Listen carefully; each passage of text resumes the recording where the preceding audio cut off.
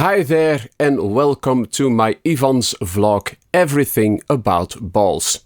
In my previous episode where I was talking about which materials are being used to make a volleyball, I used the teleprompter for the first time. So time to explain a little bit why I wanted to use it.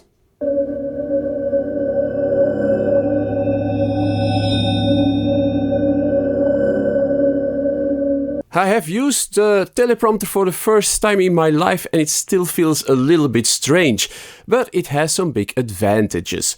You don't stumble over your own words, you don't have to redo too much takes, and because of this also not too much editing afterwards.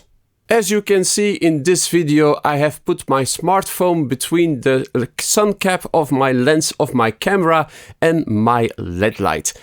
And because my camera is a couple of meters away from me, you don't notice it too much that I don't look directly into the lens, but just above it.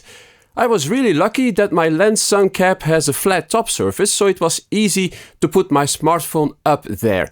But because it had a tendency to fall over, I used one of the flaps of my LED light to keep it from tipping over. You can use a lot of free apps on your smartphone as a teleprompter. I use the Parrot Teleprompter app and this is a nice piece of software. You can choose how big the text has to be and you can also choose how fast it scrolls. If you want to use a real teleprompter, you can also mirror the text and change the orientation so it fits your needs a little bit better. Also, maybe in the near future I will buy a real teleprompter, but for the moment I think this solution works for me and it was also totally free, so I was really lucky about that. Thank you for watching this small episode of my vlog and I hope you enjoyed it. Also, don't forget to subscribe and if you want to receive notifications, you can always click the bell icon. Also leave a comment down below if you have some questions.